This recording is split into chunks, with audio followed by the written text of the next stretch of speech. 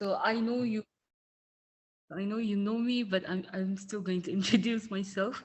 So hello everyone, I'm Wangmo from Bhutan, and I'm currently pursuing law in the only law school of our country. So this particular line, I will be presenting on something I've worked on for the past few weeks, but have always dreamt about for years.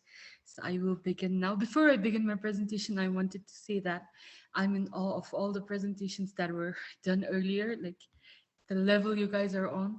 It's very nice. So okay, here you see Upeksha.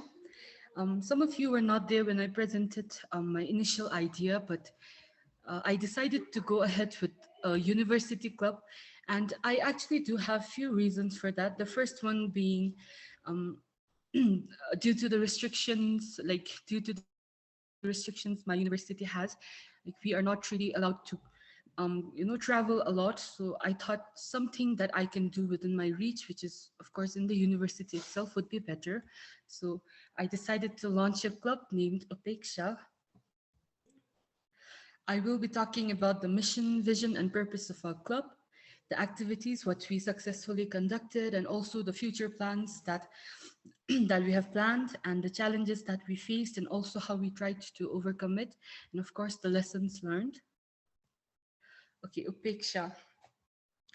If I were to describe what upeksha means, upeksha literally translates to equanimity, and it is a Sanskrit word. Equanimity is basically the mind resting naturally, free from attachment, anger, and delusion. So equanimity in the face of toxic male chauvinism and the oppressive social regime which has been established through ignorance of the defiled mind. So I personally believe that if you have a very resilient mind, and if you know deep down that the thing that you're working for is for a good cause, then the outside circumstances or the outside sources like really should not be much of a trouble, because then again deep down you know that things will work out. So I wanted a very meaningful name for the club, and we decided to go ahead with that. So equanimity is the way of our venture. Equanimity is the goal of this club's venture. So the mission of the club was to actualize a safe space for all genders and sexual identities through conduction of advocacy, group discussions, and other activities.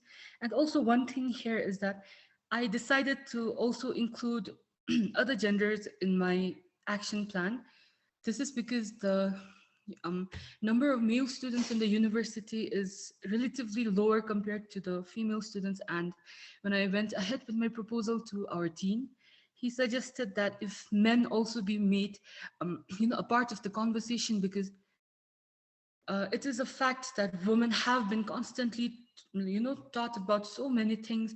But at the end of the day, when men are the perpetrators, they can easily go away saying, "I did not know about that," or like, "I don't know what you're talking about," something like that. So if we could make men a part of the conversations as well, then we thought that it could maybe enhance the outcome, or maybe um, help in efficiently achieving the results that we are desiring. And it is also to promote a fair and safe environment to deconstruct gender bias. And gender bias is something that I have been talking about the past few days to my peers here, and we felt that the first thing that we should do is definitely to deconstruct gender bias, because this is the main thing that has been restricting everything. So that's why we decided to go ahead with that. And the vision is to establish and develop a harmonious society for all members of the gender and sexual spectrum by the establishment of a vast attitude of congeniality, socially responsible professionals, foundational equality, equity, and opportunity, and vital acknowledgement of basic goodness and all. And here again, we're focusing on the basic goodness aspect of things. Like, see, if we were to overlook the bad aspects of things and focus on that one good thing, we thought that we would be able to get the hope and also the passion that we need to run our club. So we decided to focus on that, because there is basic goodness in everyone. I don't think people are naturally born evil, like people don't really people over time, of course, through the influence of things, they might get some evil concepts in mind and stuff like that. But we wanted to catch that hope of basic goodness that is innately there in people and then work on that. And the purpose here is also to promote a beautiful convergence of all that makes us different and that which is fundamentally the same between all of us. And when I'm talking about this, of course, everyone is different. People have different views, different opinions, they have different goals and purpose in life. But something that is fundamentally the same in all of us is the fact that we're all humans at the end of the day. So we thought that maybe if we focus on that aspect of things, maybe if we could, of course, I'm sounding too superficial right now, but I really did not want to, lose the very small hope that, okay, people are, people have the capacity to change and people have the capacity to work together. So we wanted to focus on that. And then the second part is also, forsake all narrow-minded conceptualization of another person, because the prejudiced notion and also the prejudiced thoughts about someone else is also something which has been affecting particularly our country. So I wanted to work on that as well. Okay, and then I'll directly jump to the activities. The first one, I presented this last time as well. So I gathered with my my batch girls, and then we had a very fruitful discussion. I briefed them about the program that I'm attending and also about my ideas for my action plan, and they too thought that it would be best if we form a club, because then we will be able to mobilize everyone together. So the fruitful outcome from this was definitely the survey questions. So I also launched an anonymous survey. Like I shared the form with the entire student body, the faculty, the staffs of our college. So this is us working on the anonymous form. I do have the presentation of the form, but I believe it's going to be too long. But I asked them questions like, did you ever face gender bias, or like, have you ever spoken up about it after having faced such things? Have you ever been a victim of gender-based violence, etc.? But before sending out the form, we did let them know what it's about, right? We said that it's going to be about, we were going to study about how gender sensitive the people here in our colleges, because before launching a club, we wanted to sort of study how receptive people were going to be, whether it was actually required or not. Because then again, I have been personally working for such issues, like working on such issues, so I know it is a necessity, but people don't really know that such things exist. So when that happens, then they won't be very receptive of the idea, of course. So through this survey, I wanted to know if they were to know that whether they were receptive or not, and also to focus on certain issues, because when we talked about gender-based violence and whether they faced it or not, we asked them to specify. So when we got that data, we were able to sort of focus our main goals, of course prioritizing one topic over the other. So we were able to do that. And I believe that this survey definitely helped us to set a very strong foundation for the launch of the club. And of course, oh, this is definitely not my best picture, but we also had a presentation in front of the college, and this was definitely to garner, attention and support from the higher ups in the college, the management, our dean, and also to get interested students to join our club. And we worked on the presentation, and I think it was a success. Like, we have around 12 members right now, and I think this is enough to 12 members. I think it's a very good number actually, because the number of students we have here on campus currently is just 83. And we also have 10 clubs. So having 12 members from that number is definitely a bonus. So yeah, we were quite happy with that. And so this is us preparing for the presentation. Bonding session. So the one thing that I learned from this program especially is how, bonding with one another and realizing our shared goals and dreams will definitely help towards achieving that same shared goal. So we decided to have a bonding session. I also have a picture of snacks which our professor sponsored. See, we actually received contributions from our professors because they were very so interested with the idea that we had. And yeah, the bonding session also helped us to be very casual and open and frank with one another. And I've noticed this, I always mention this when I'm being divided into breakout rooms, that this is a very safe space for me, and I feel safe enough to talk about my worries, the issues that I'm facing, and the issues that we're working on. So I wanted to take this idea and then, sort of implement in the club as well. And I think this definitely helped us because now I believe that we are emotionally connected and emotionally stronger. So I think the things that we are planning to work on will be a success. So okay, the first one, of course, I did not want to put the collaborations that we did with other clubs. I wanted to sort of focus more on what we achieved on our own. And the first thing is definitely the PAT initiative. So we actually placed, boxes in girls' washrooms. It was not there initially, and it was a hassle for some girls, because periods, like, it's very irregular at times, and people don't really know when it might come. So it's a hassle for the girls to have to, run back to their rooms and then get their sanitary napkins, etc. So we were able to launch this. We placed boxes filled with pads so that people can directly go to the washroom, have access to those pads, and then, feel comfortable. And we also wanted to sort of promote a very period positive environment in the college, and I think we were able to achieve that.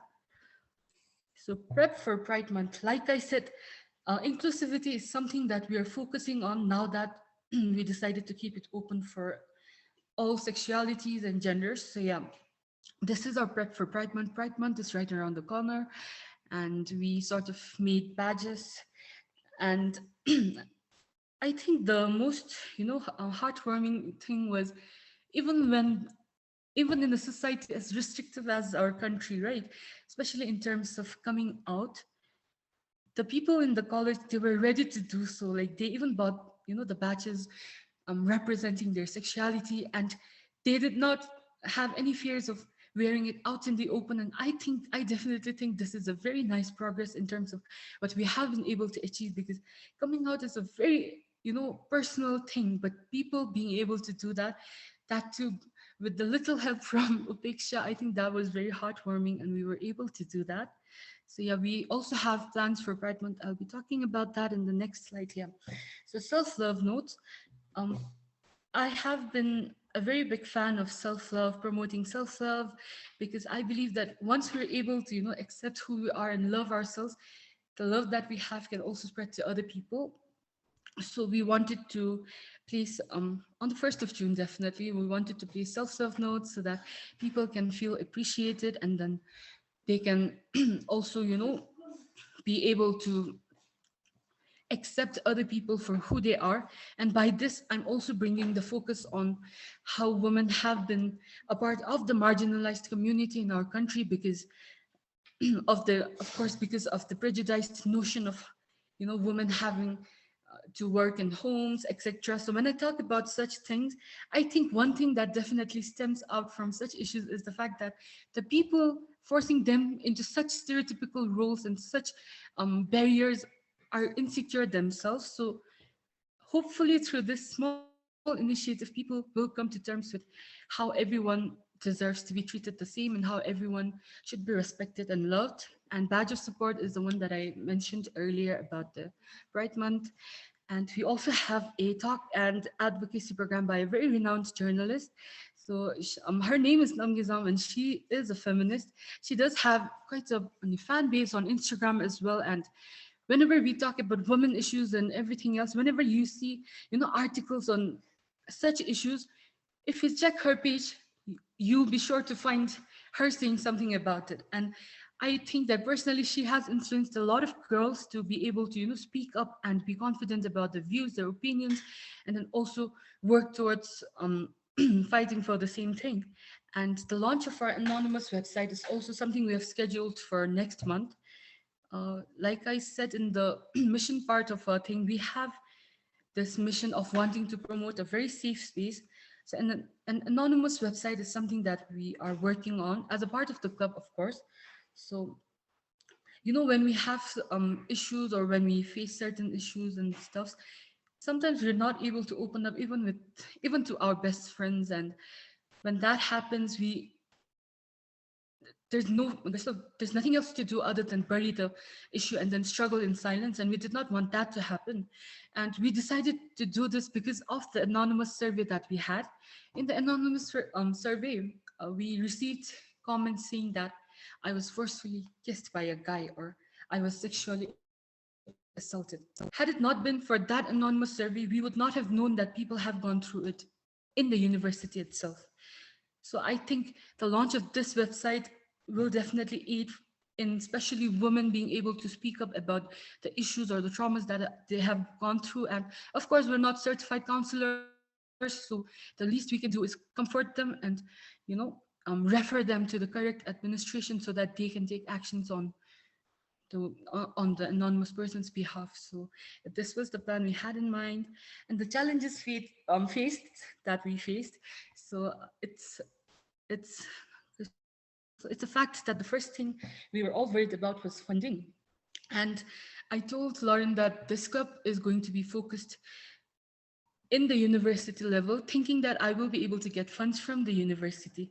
However, the funds that we receive from the university acts as seed money, meaning that we have to pay them at the end of the day. And other clubs like hairstyling club and other clubs, they do have a source of income. However, Upeksha, the club that I just launched, is more focused on giving and advocating, and that too requires funding. But if we were to pay back at the end of the day, it will be a struggle for us. So of course, to overcome that, the first thing is we're searching for a parent company. Our professors have, sponsored and agreed to sponsor for a few programs that we're conducting, but this is not going to be a permanent source. So we're searching for a parent company, probably an international organization. We'll write a proposal and then ask them to, fund for our events. And we also overcame it through this fundraising event here. So the girls in our club, we came together, we made some clay models. We also made cookies with self-love notes, and we sold that, and we made around 9,000 neutron, which is quite a huge sum. But then again, when we convert it to dollars, it's around 100, and that's still quite a big feat for us. And this will be able to, sustain us for the semester. And we're thinking of coming up with many such fundraising events to get the funds which is necessary for our club's activities. So again, this one, the initial reaction to the survey form. So when we said that we are going to launch a gender inclusive club, people thought it was going to be a feminist club. Like, we clearly mentioned about the inclusivity of it in the presentation. However, they had this misconception that, okay, it's going to be a group of girls talking about the issues and fighting against us. It's going to be a man-hating club. So we had such misconceptions, and it was quite frustrating, first of all, because this is not how things were supposed to be. Like, I did not actually imagine this part, that this was going to pose as a challenge. Because of course, had it only been a women-only club, I would have understood where the concerns were coming from.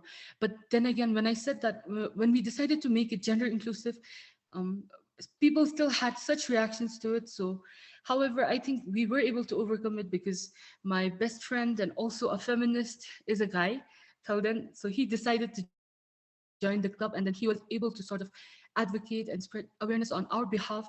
And I think that also helped quite a lot. So so making this club gender inclusive also aided in this. And too many formalities. One thing we should keep in mind here is that the president of our college is Her Royal Highness Princess Sonam Dichin Wangchuk. And like, as mentioned in the slide, when a royal is involved in in the functioning of the university, it receives a lot of public scrutiny. So we have to be very careful. And there are lots of formalities. And for someone who's very passionate and who's not that patient, I think it was very hard for me to, having to do all those and then waiting for weeks only to hear the words that no, I think it's going to be controversial, or I think you should tone it down a bit. So this was also another challenge that we're facing. And I think we will be able to overcome this because right now we're being very calculative with our moves. We're deciding to, just sort of do an awareness program and a sensitization program, which involves everyone. So once we get these conversations starting, I think then we can, even once we get the conversation started, then we can get, people on board, and then we can then work towards whatever we have planned. And the lessons that we learned, the first one is definitely how consistency is key. So we have been very consistent with our approaches, and also personally speaking with our personal endurance. Like, it was also mentioned in the survey as an advice that when we talk about gender and when we talk about issues concerning those genders, resilience is something that we must have. And I think this also ultimately joins with the first one. And then the second one is how failures are inevitable and that embracing it should be a part of our journey. So if I had stopped at one failure, then I would have given up a long time ago, but I still kept going. And I'm very grateful that I have finally reached this stage, and also all of us who is here right now. And I have also finally found a purpose in life. I just came to this realization while I was working on my action plan that purpose need not always be very big, like I think I finally feel this sense of fulfillment that, okay, I'm working towards something. I'm doing something which is within my capacity to let other people know about it too, and then creating this awareness and letting them know about their rights, letting them know about how they can have access to those rights. And through our programs, I think we are able to do that, and I finally feel very peaceful. And the final one being slow progress is still progress. So I wrote this to sort of motivate myself to keep going, like I said, because of certain restrictions in our college itself and also how people are taking it.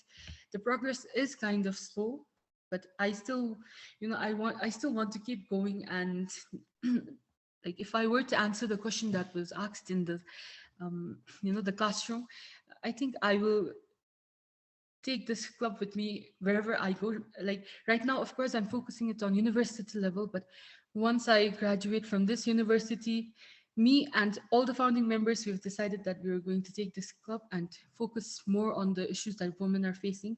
Right now, we're making men a part of the conversation, and then the responses that we are receiving is, I think it's moderate from their end. But however, in the future, I think we will be equipped with enough knowledge, hopefully experience, and then I think this is a lifelong dream that is going to, keep working, and then something that I'll keep working on. Thank you.